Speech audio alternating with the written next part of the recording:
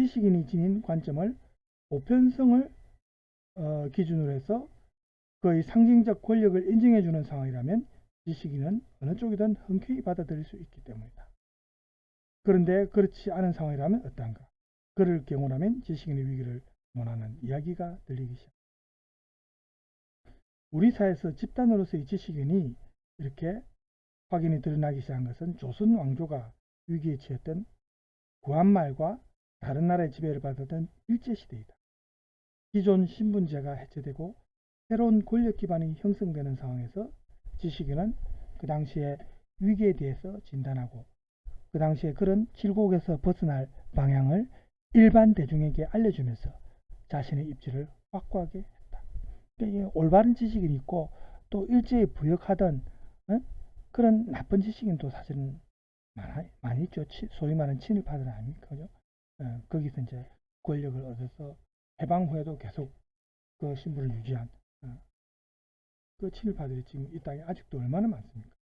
그걸 이제 완전히 소위 말하는 적폐를 완전히 청산하지 못한 게 우리가 이제 잘못된 거죠. 첫 단추를 잘못 꿰는 바람에 많은 부작용이 사실 있습니다. 망국의 울분을 토로하고 독립의 희망을 간절하게 표현하면서 지식인은 나라가 나아갈 방향을 제시하는 선구자로서 인정받았다. 이런 지식인, 훌륭한 지식인도 있었죠. 그렇죠? 더구나 위기 상황 돌파의 유력한 방법으로 교육을 통한 체제 개선을 강하게 주장함으로써 지식인은 자신의 재생산 기반을 마련할 수 있습니다. 해방이 되자 그동안 민족 독립의 공통 분모 아래 억눌려 있던 지식인 집단의 다양한 노선이 본격적으로 드러나게 되었습니다. 이때부터 이제 진보와 보수 뭐 이런 쪽으로 노선이 드러납니다. 그 당시의 냉전 상황에 따라 좌우, 이제 우리 보통 좌파 우파라죠. 좌우의 극단적 대립을 보이면서 지식인은 양극화되었다. 이런 대립은 결국 한국전쟁으로 나타났고 휴전과 더불어 남쪽과 북쪽의 체제는 각각의 이데올로기를 섬기면서 서로 이질적인 이데올로기의 배제와 탄압에 집중했다. 우파의 반공 이데올로기, 이게 이제 지금의 보수죠. 우파의 반공 이데올로기가 지배하게 된 남한의 경우 지식인 집단은 민족의 정통성을 확보하기 위한 북쪽과의 경쟁에 적극적으로 참여했다. 좌우의 민족 통합 이데올로기가 억압된 상태에서 1970년대 지식인들은 한편으로는 경제 성장을 위한 개발 독재를 옹호하고 다른 한편으로는 보편적인 인권과 민주화를 지향하는 노선으로 서로 나뉘어서 일을 했습니다. 1980년에 광주 민주화 운동을 계기로 해서 대부분의 지식인은 우리 사회의 인권과 민주화 노선의 역사적 타당성에 동의하게 됩니다. 그래서 민주화 노선이 대세를 점하기 시작한 1987년부터 지금에 이르는 20년까지, 이제 지금은 이제 한 30년 가까이 됐습니다. 그죠? 많은 지식인들이 인권과 민주화의 명제를 확산시키는 작업에 가담했고 그 명제의 안정적인 정착과 함께 그동안 상대적으로 억압되었던 민족통합의 이데올로기도 나타나게 되었다. 이데올로기와 체제의 차이를 넘어서서 민족통합을 이루려는 이러한 남쪽의 시도는 동유럽과 소련이 해체되고 그다음에 이제 그 당시 고르바초프의 그 페레스트로이카 그 개혁 있죠. 그래서 동구권이 이제 몰락하고 소련이 해체되는 시기죠. 그 시대적 변화, 그 다음에 중국의 급속한 개혁 이런 것으로 인해서 위협을 느끼고 있던 북한이 혹시나 위험한 모험을 감행할까봐 여기에 이제 견제하는 거죠. 견제하고 새로운 국제 질서의 주도권을 잡기 위해 필요한 시도였습니다. 그 당시에 우리가 민족 통합을 이루는 우리 남한의 시도가. 그래서 김대중 정부는 이러한 민주화와 민족 통합을 동시에 이루고자 노력했고 지식인의 담론도 대체로 이런 방향에 그 당시에는 호응을 했습니다. 또 노무현 정부 시기에는 인권 보장과 민주화의 장치가 제도적으로 마련되고 정착되었습니다. 언론에 대한 권력의 직접적인 통제도 사라졌고, 그 전에 뭐 전두환, 노태우 이런 시기만 하더라도 언론에 대한 어떤 통제가 얼마나 많았습니까? 강력했고, 특히 보수 정권 때 지금 지나서 생각해보면 보수 정권 때 좀 그랬어요. 이명박 박근혜 정권 때도 군부 독재 때만큼은 아니더라도 뭐 소위 말하는 블랙리스트가 있다든지 이런 식으로 언론 통제를 했죠. 네. 그렇지만 이제 이 노무현 정부 시기라든지 뭐 이때 언론에 대한 권력의 직접적인 통제도 사라졌습니다. 노무현 대통령 같은 경우는 사실은 오히려 손해를 많이 보죠. 너무 이제 자유롭게 하는 바람에 뭐 대통령으로서의 어떤 그 이전까지 했던 그 어떤 권위 이런 걸 이분이 완전히 내려놨기 때문에, 그죠? 그동안 금기시 영역이었던 대통령의 권력에 대한 비판도 공공연히 이루어졌고, 공적인 자리에서도 대통령이 불편할 정도로, 불편함을 토로할 정도였습니다. 그동안 지식인이 이렇게 현실에 참여하는 주요 통로였던 이 민주화라는 명제는 어느 정도 이제 실현이 되었습니다. 또 우리 민족 통합에 대한 전망도 남북 교류의 정책으로 이제 구체적으로 이제 많이 실현이 되었습니다. 하지만 부시 정권이 북한을 퇴출하려는 이런 압박을 하게 됨으로써 북한이 핵 개발로 여기에 맞서고 또다시 한반도의 긴장이 고조되었습니다.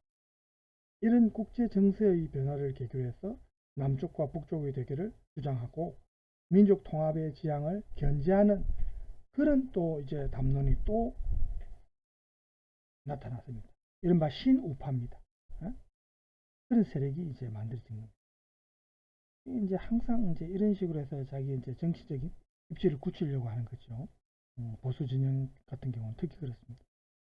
민주화의 실현과 정착에 따라 지식인의 민주화 명제는 구호의 단계가 아니라 구체적인 성취를 위한 쪽으로 변화되었습니다. 민족 통합의 명제는 정부의 주도 아래 검토되고 있었고, 이에 대해 신우파 쪽에서 미미한 견제가 있었습니다. 민주화의 명제가 현실화되고 민족 통합의 노력이 정부 차원에서 진행되면서 이를 맹렬하게 요구하던 지식인은 이제는 그러한 담론에 집중할 수 있는 초점을 잃어버리고 새로운 열정을 찾아서 헤매고 있는데, 더구나 공산주의가 몰락한 국제 환경이 이렇게 변화하면서 여러분들이 알다시피 IMF 국제통화기금 체제에서 우리 한국 사회가 굉장히 힘들었던 시기가 있었죠. 김영삼 정부 때죠. 이때 이 사건이 지식인의 위기의 의식을 또 첨예하게 느끼도록 만들었습니다. 지금까지 이렇게 쭉 우리가 역사적인 어떤 과정을 군부 독재에서 문민정권으로 넘어오는 과정을 이렇게 지금 짚어보고 있습니다. 여러 이데올로기가 이렇게 각축하는 가운데 스스로 보편성을 구현한 존재로서 자신을 드러내는데 익숙한 지식인이 이제 신자유주의의 어떤 나팔수, 대변자로서 만족해야 하기 때문입니다. 국가의 간섭을 최소화하고 경쟁체제가 이제는 투명하게 드러나는 그런 것을 당연하게 선전하는 이 신자유주의 관점이 이데올로기를 이제 정말로 종말에 처하게 하고 또 그렇게 이제 신자유주의가 도래한 이제 그런 시점이 됐는데, 그러한 헤게모니, 그러한 지배권이 유지되는 체제에 대항하는 지식인은 이제는 사실 대안이 없고, 어떻게 보면 아무리 주장을 해도 그걸 이제 현실성이 없는 주장으로 취급받는 그런 시기가 되어버렸습니다. 그러니까 지식인의 상상력이 어떤 대항 체제를 만들어 내지 못하는 거죠. 신자유주의라는 공장 시스템 안에서 새로운 상품을 만들어내는데 이제 써야 한다. 이렇게 이제 지식인의 상상력이 그런 쪽으로 사용되어야 한다. 이렇게 지금 선전이 되고 있습니다. 그뿐만 아니고 지식인의 전통적인 권력 도구였던 글쓰기도 점차 힘을 잃어가고 있습니다. 과거보다. 이제는 문자 시대가 점점 힘을 잃고 영상 시대, 새로운 구술 시대와 영상 시대가 도래한 그런 시대가 온 겁니다. 그래서 지식인이 이제 좀 뭔가 예전보다는 힘을 잃고, 그죠? 점점 낯선 곳으로 몰리는 그런 시대입니다. 예전에는 그래서 명함도 못 내밀었던 그런 사람들이 과거 지식인의 독점 영역이었던 곳에 이제 들어서고 자기들이 신지식임을 주장합니다. 그래서 자신은 어쩔 수 없이 이제 구지식인으로 뒤로 물러나는 그런 상황이 되었습니다. 보편적인 지식인의 어떤 요새라고 볼 수 있는 대학도 많은 변화를 겪게 되는 거죠. 대학도 이제 수요와 공급의 법칙에서 그런 시장에서 살아남아야 하는 상황에 처하게 되면서 대학의 소위 말하는 지식인이 학자가 아니고 이제 상품을 파는 상인처럼 이렇게 변화하고 있다. 이렇게 지금 비판하고 있습니다. 이제 지식인은 시대의 방향을 이끄는 선구자가 아니라 문화 상품을 만들어내는, 그래서 만들어서 파는 셀러리맨 같은 그런 처지가 됐다. 이렇게 지금 경향신문 취재팀이 민주화 20년 지식인의 죽음이라는 요 글에서 표현을 했습니다. 지식인은 더 이상 자유롭고 독립적인 사고를 자랑하지 못하고 그들의 지식은 문화 콘텐츠 개발에 연관될 경우에만 의미를 갖는다. 힘을 갖기 때문입니다. 지식인들의 문화적 동질성도 더 이상 확보될 수가 없다. 공통점이 있다면 그것은 자신들의 기반인 글쓰기의 위상 변화에서 보이는 이 사람들의 당혹감, 예전보다 글쓰기에 대한 어떤 그 사람들이 생각하는 뭐라고 할까요? 영향력에 대해서 자기들이 생각하는 만큼 영향력이 강하지 않고 약해졌다. 그래서 당황해 한다는 겁니다. 근데 최근에는 다시 이 글쓰기의 중요성이 부각되고 있죠. 다행히. 예. 우리가 그 당시 그때 하버드의 그 글쓰기 수업 해가지고 그 서구권에서도 마찬가지입니다. 그죠? 자기의 어떤 생각을 논리 정연하게 글로써 표현하는 게 대학뿐만 아니고 나가서 사회생활 할 때도 굉장히 중요하다는 겁니다. 기업을 운영하는 입장도 그렇고. 그래서 다시 이 창의적 사고와 이런 글쓰기, 논리적인 글쓰기가 각광을 받고 있는 그런 시기로 다시 해결했습니다. 어쨌든 이 지금 그래서는 이 지식인들의 옛날의 열정이 이제 사그라졌고 이 지식인들의 상징적인 권력은 더 이상 당연시되지 않기 때문에 앞으로 지식인의 위기가 설왕설래되고 있다. 이렇게 이제 끝을 맺었습니다. 이게 이제 경향신문의 그 당시에 실렸던 글입니다. 이 글을 읽고 학습 길라를 보세요. 지식인의 사회적 역할은 무엇인가? 이란 질문이 있고, 그 다음 두 번째 질문은 오늘날처럼 국가 정책에 대해 지식인의 입장이 극명하게 나뉜 적은 없다. 진보, 보수 혹은 좌파, 우파 해가지고 지식인의 입장이 극단적으로 나뉜다는 거죠. 즉, 국가 정책을 옹호하고 지지하여 이론적 근거를 제시하는 지식인이 있는 반면에 비판하는 지식인도 있다. 구체적인 국가 정책을 사례로 들어서 지식인의 입장의 차이를 기술하고 올바른 지식인상을 제시해보자.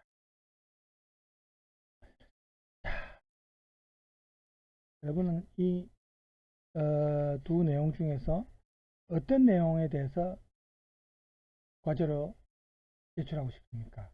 네? 저는 2번을 선택하고 싶습니다. 왜냐하면 우리 사회와 관련된 그냥 지식인의 사회적 역할을 하면은 우리 사회뿐만 아니고 뭐 전 세계에 다 해당되는 이제 문제고 2번 같은 경우는 우리 사회에 지금 직접적으로 해당이 되는 질문이기 때문에 이게 이제 과제사로 제가 13주차 끝날 때쯤에 제 메일로 제가 여기 기록합니다. 여러분이 이것도 A4 용지 뭐 한 장에서 두 장 사이 정도로 뭐 조금 초과해도 상관없습니다. 이 주제에 대해서 여러분의 생각을 혹은 인터넷을 통해서 어떤 자료를 찾아도 됩니다. 그대로 뺏기지는 마시고 그걸 참조해서 여러분의 생각을 정리해 보십시오. 요 이번 질문에 대한 과제를 과제 4로 제가 제시하겠습니다. 13주차 끝날 때까지 제 메일로 제출해 주시기 바랍니다. 자, 이게 이제 집중탐구, 요게 아까 제가 말했던 그 김예슬 학생의 대자보, 여기에 대해서 서울대 최상원 학생이 답변하는 형식의 글입니다. 아까 김예슬 학생의 글이 제목이 오늘 나는 대학을 거부한다. 아니 서울대 최상원 학생의 글 제목이 이렇습니다. 오늘 나는 대학을 거부한다. 아니 사움을 시작한다. 네. 그러면 이 학생의 글도 한번 같이 봅시다. 이것은 나의 이야기지만 나만의 이야기는 아닐 것이다. 이거는 이제 앞에 김예슬 학생의 글입니다. 나는 25년 동안 경주마처럼 길고 긴 트랙을 질주해왔다. 우수한 경주마로 함께 트랙을 질주하는 무수한 친구들을 제치고 넘어뜨린 것을 기뻐하면서 나를 앞질러 달려가는 친구들 때문에 불안해하면서 그렇게 소위 명문대 입학이라는 첫 관문을 통과했다. 이 또한 나의 적이지만 나만의 적은 아닐 것이다. 이름만 남은 자격증 장사 브로커가 된 대학. 그것이 이 시대 대학의 진실임을 마주하고 있다. 대학은 글로벌 자본과 대기업에 가장 효율적으로 부품을 제공하는 하청업체가 되어 내 이마에 바코드를 새긴다. 국가는 다시 대학의 하청업체가 되어 의무교육이라는 이름으로 12년간 규격화된 인간 제품을 만들어 올려보낸다. 이게 이제 우리가 전부는 아니지만 일부만 지금 핵심적인 내용 중에 이제 일부만 발췌했죠. 대학급부를 선택한 고려대 김예슬 씨의 대자보 중에서 나온 말입니다. 자, 여기에 대해서 이제 답변하는 형식의 글입니다. 자, 얼마 전 고려대학교 김예슬 씨의 자퇴 선언이 있었다. 옥자는 이렇게 말합니다. 부적응자의 현실 도피다. 이렇게 말하지만 문제는 적응하지 못하는 개인에게 있는 것이 아니라 누구도 적응할 수 없는 현실의 구조 그 자체, 우리 교육 시스템, 대학 시스템의 문제다는 거죠. 대학 급부라는 방법을 선택하지 않는 우리들도 자주 회의감에 휩싸이고 때로는 현실에 타협하기도 하고 때로는 방황하기도 하며 살고 있지 않은가. 응? 배상원 학생의 글이죠. 우리는 초등학교 때부터 12년간 어른들이 우리에게 심어준 대학교에 들어가면 누릴 수 있다는 자유, 낭만 따위에 대한 환상을 가슴에 품고 묵묵히 내 친구를 밟고 올라서기 위해 노력해왔다. 간신히 그 과정을 거쳐 대학교에 들어온 지금 나는 우리가 어린 시절 가졌던 대학 생활에 대한 환상은 그저 환상에 불과하다는 것을 깨닫는다. 오히려 대학이란 곳은 본격적으로 무한 경쟁에 닫힌 공간일 뿐이며 그 공간은 우리에게 그 어떤 삶의 의미도 방향도 가르쳐주지 않는다. 제2전공 의무화, 영어 강의 확대, 상대평가제, 이러한 제도는 더욱 많은 것을 강요하고 무조건 일렬로 줄을 세우는 것을 멈추지 않는다. 전 세계를 강타한 경제위기를 그 어떤 주류 경제학도 설명하지 못하고 패닉에 빠진 마당에 대학은 별 고민 없이 지난 수십 년간 사용해온 커리큘럼을 답습하고 있다. 이게 저도 지금 학교에 있지만 이게 문제입니다. 이제 시대적 상황에 맞게 대학 강좌도 커리큘럼도 많이 바뀌어야 되죠. 근데 아직도 예전에 하던 그런 지금의 현실에 맞지 않은 고리타분한 그런 강좌들이 계속 남아있는 경우가 많이 있습니다. 그렇죠? 그런 커리큘럼을 이제는 시대에 맞게 바꿔야 된다는 거죠. 대학에 와서 배울 수 있는 지식이 옛날 이미 낡아빠진 지식이 아니고 지금 졸업하고 현사에 나가서 자기들이 응용할 수 있는 그런 어떤 시대 흐름에 맞는 커리큘럼으로 바뀌어야 된다는 거죠. 그죠? 이렇게 낡고 답답한 대학에 우리의 미래가 있을까? 무한 경쟁의 쳇바퀴에서 오로지 앞만 보고 달려가지만 제자리에서 한 발짝도 나가지 못하는 듯한 불안감, 가만히 있으면 남들에게 뒤처지는 것만 같은 불안감을 강요하는 이러한 대학에 우리가 상상한 대학 생활이 있는가? 이 물음에 답해야 하는 사람, 대안을 만들 수 있고 만들어내야 하는 사람은 대학 교수님도 정치인도 아니다. 바로 우리 대학생들이다. 여러분 공감합니까? 물론 여러분이 먼저 나서야 되는 건 맞습니다. 그렇지만 결국 저도 학교에 몸담고 있지만 대학 교수님과 정치인들 책임이 사실 큽니다. 대학생들이 먼저 나서야 되는 건 맞고요. 거기에 바로 호응을 하면서 교수들과 정치인들이 나서야 되는 거예요. 우리의 삶을 그들에게 내맡길 수는 없다. 이에 나는 오늘 조용히 다짐을 해보려 합니다. 자발적 퇴교와는 조금 다른 방법으로, 그러면서도 지금의 대학을 거부하기로, 대학의 주인이 되어 대학의 변화를 주도하기 위한 싸움을 벌이죠.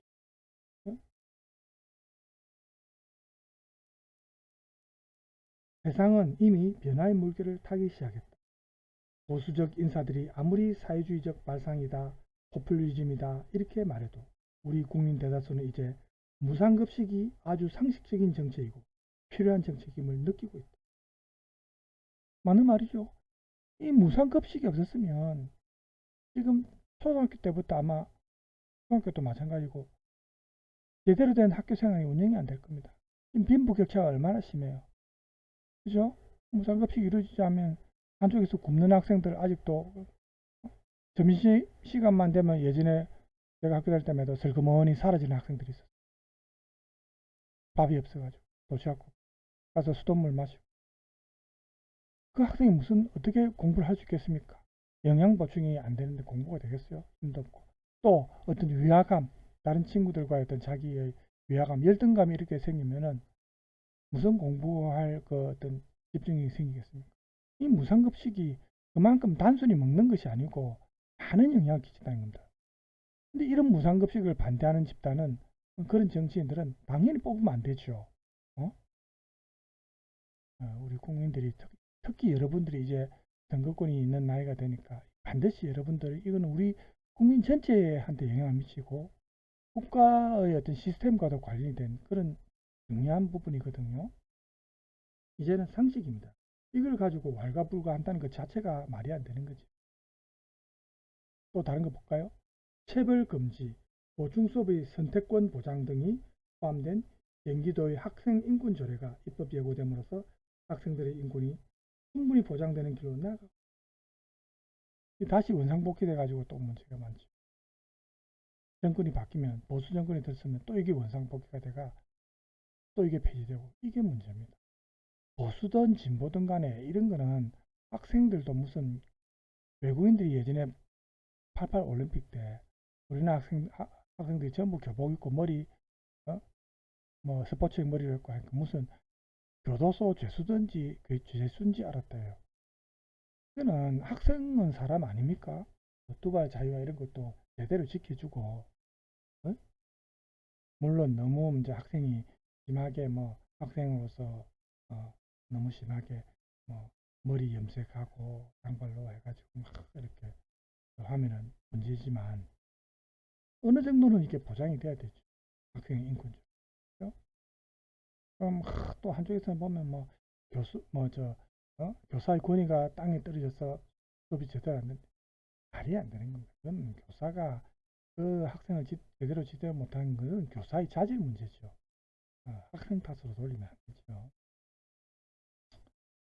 자, 파이낸셜 타임즈는 이미 2007년에 더 이상 세상은 평평하지 않다 이렇게 선언했습니다. 이제는 세계화의 시대가 아닌 지역화의 시대라는 의미입니다. 또한 자유무역도 그 수명을 다하고 보호무역이 다시 힘을 얻을 것이라는 예측도. 그렇죠? 미국 트럼프 때 보면 우리가 알지 않습니까? 변화의 시기에 한국 사회와 대학은 여전히 혈진한 신자유주의, 시장 만능주의만을 외치고 이제 한물 간 거죠. 격변의 시기, 아무것도 책임지지 않으면서 우리를 구속하는 대학 내의 모든 오래된 간섭, 즉 구습과 싸워야 한다. 경쟁 일변도의 신자유주의의 피해들이 더 이상 용인할 수 없는 지경에 이르렀을 뿐 아니라 이 기존의 가치들이 더 이상 아무런 대안도 제시할 수 없는 그런 상황이기 때문에 이 상황은 더욱 절실합니다. 시대에 뒤떨어진 낡은 커리큘럼, 창의성이라고는 찾아볼 수 없는 획일화된 교육 방식. 여기에는 대학생을 미래 사회 주체로서 보지 못하는 낙후된 교육관이 자리 잡고, 새 사회의 동력을 창출할 수 없는 대학에서는 그 어떤 비전도 찾아볼 수 없습니다. 우리 대학생들이 힘과 지혜를 모아서 수업 내용과 수업 방식에서부터 시작해서 병든 대학 사회의 본격적인 수술에 나서야 합니다. 전체 대학 내 패러다임의 변화를 이끌고 대학생 스스로가 대학의 주인으로 거듭날 준비를 해야 합니다. 이렇게 지금 아까 최상훈 학생이죠. 주장을. 김예슬 씨는 자보에서 대학과 자본의 거대한 탑에서 자신 모습의 돌멩이가 빠져도 탑은 끄떡 없을 것이라고 말했다.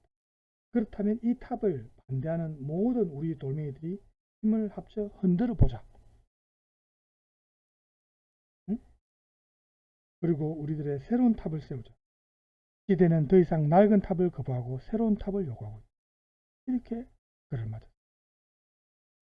여러분 이 글에 공감합니까? 저는 상당히 박수 쳐주고 싶고, 이걸 이렇게 글로만 남기지 말고 행동으로 옮겨야 됩니다. 사실은. 그죠? 여러분들이 등록금을 내고 여러분들이 학교 수업을 듣는 주체입니다. 대학의 주인은 여러분들이에요. 그렇죠? 여러분이 여러분의 권리를 찾는 것은 너무나 당연한 겁니다.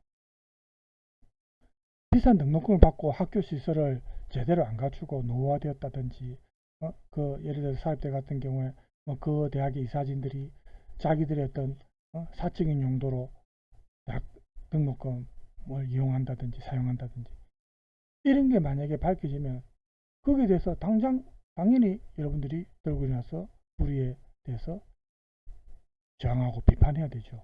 잘못된 것은 고쳐야 되는 거예요. 그리고 사실은 이 학교라는 시스템이 예전처럼